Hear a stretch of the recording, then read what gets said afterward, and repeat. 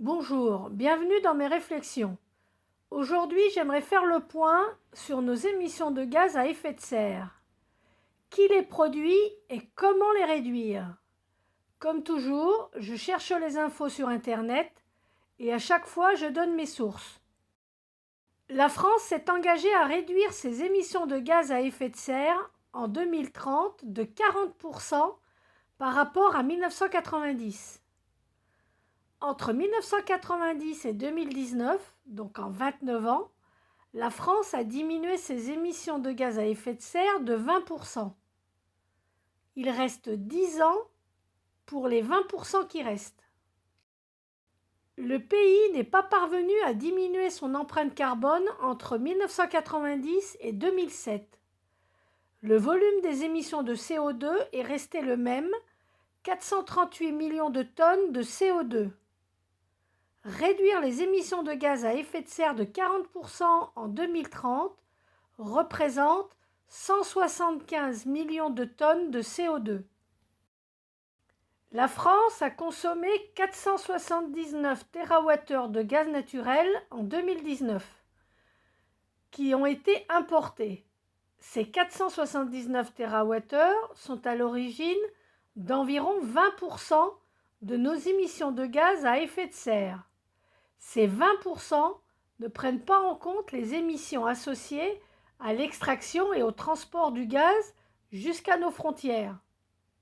Donc, arrêter les importations de gaz pour utiliser le biogaz français fait économiser ces 20% de nos émissions. La solution pourrait être le biométhane, qui n'est pas une énergie fossile. Le biogaz peut être produit par tous les pays. Il a également un impact sur l'environnement bien moins important.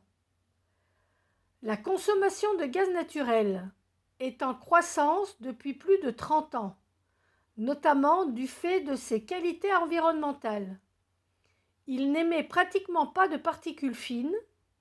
De plus, c'est également l'hydrocarbure qui renvoie le moins de gaz à effet de serre dans l'atmosphère une fois consommé. Le méthane, c'est quoi? Le CO2 est le gaz à effet de serre le plus important, le plus cité et le plus connu. Mais dans le réchauffement climatique, un autre gaz à effet de serre joue un rôle considérable, le méthane. S'il reste bien moins longtemps que le CO2 dans l'atmosphère, une dizaine d'années pour le méthane contre au moins un siècle pour le CO2, son pouvoir de réchauffement est 28 fois plus élevé que celui du dioxyde de carbone. Environ un quart du changement climatique d'origine humaine proviendrait des émissions de méthane. Ainsi, à titre comparatif, sur un horizon de 100 ans, relâcher une certaine quantité de méthane dans l'atmosphère a un effet sur le réchauffement climatique environ 9 fois plus important que de brûler cette même quantité de méthane en dioxyde de carbone. Le responsable de l'étude considère qu'il ne s'agit pas d'une mauvaise nouvelle en soi, à partir du moment où les émissions de méthane sont essentiellement d'origine humaine, il est plus facile de les faire baisser, et cela en outre a un impact bien plus rapide sur l'atmosphère que le CO2. Si on arrêtait toutes les émissions de dioxyde de carbone, les hauts niveaux de CO2 dans l'atmosphère persisteraient pour un long moment. Le méthane est important à étudier parce que si nous faisons des changements dans nos émissions actuelles, cela se reflètera plus rapidement. Après le gaz naturel, l'agriculture est le deuxième poste d'émissions de gaz à effet de serre de la France, avec 19% du total national, soit 85 millions de tonnes de CO2 émis en 2019. Dans ces émissions, il y a 38 millions de tonnes de CO2 de méthane, soit 8%, 36 millions de tonnes de CO2 de protoxyde d'azote et 12 millions de tonnes CO2 de dioxyde de carbone, donc de CO2. L'aberration, c'est que le méthane, qui est produit par le fumier et qui n'est pas utilisé comme biogaz, pollue quand même. Donc, à chaque kilowattheure de gaz naturel utilisé, on peut rajouter le méthane non capté. Quel bénéfice de choisir le biométhane à la place du gaz naturel? Le biométhane est déjà produit en France avec le fumier des élevages, les boues des stations d'épuration et les poubelles destinées à être incinérées. La question serait de l'utiliser ou de ne pas l'utiliser. Nous ne produisons pas de gaz naturel. Il faut donc aller le chercher. Sa production et son transport ont aussi un impact carbone. On peut remarquer une chose. Le gaz naturel liquéfié représente 30% de nos importations.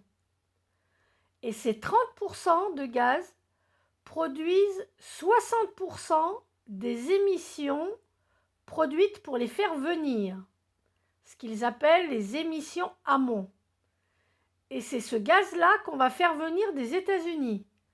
Donc, il va aggraver les émissions amont.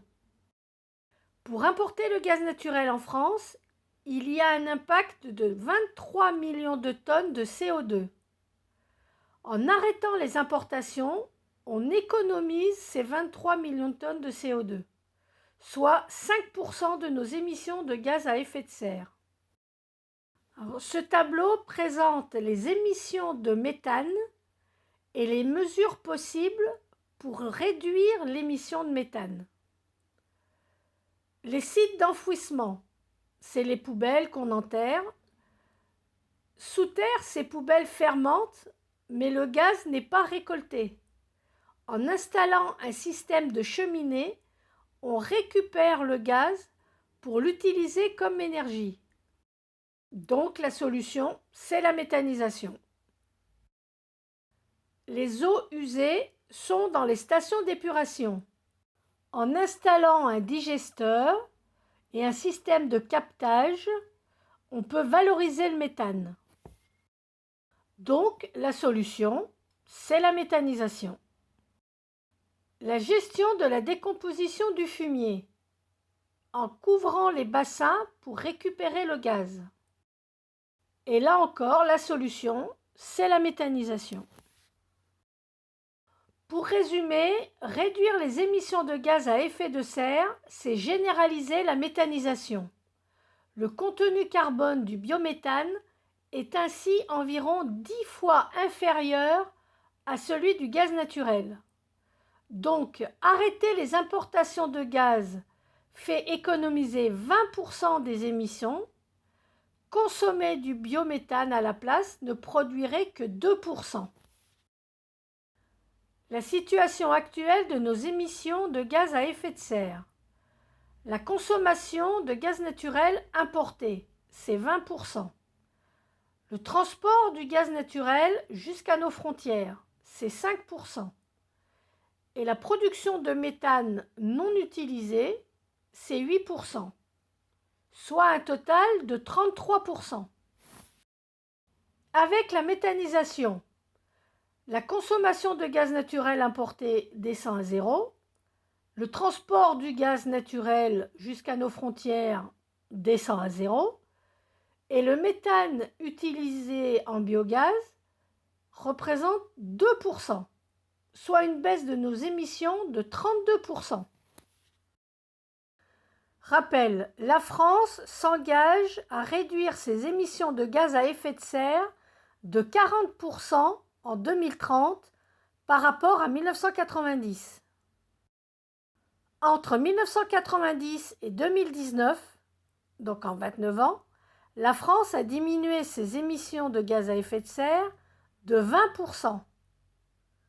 Il reste 10 ans pour les 20% qui restent. Avec la méthanisation, en moins de 5 ans, on peut baisser nos émissions de 30%. Avec la reforestation, la végétation peut faire baisser nos émissions de 20%. Pour plus de détails, voir la vidéo Sécheresse et Paulownia. Pour rappel, le paulownia peut absorber 10 fois plus de CO2 que les autres arbres.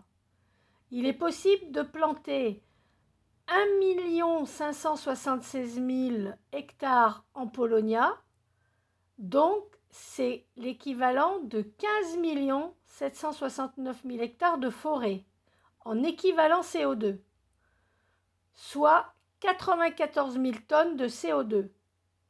Avec les 17 millions d'hectares de forêt française, on double la consommation de CO2 absorbée par la végétation et on fait passer de 20% à 40% la baisse des émissions françaises de gaz à effet de serre.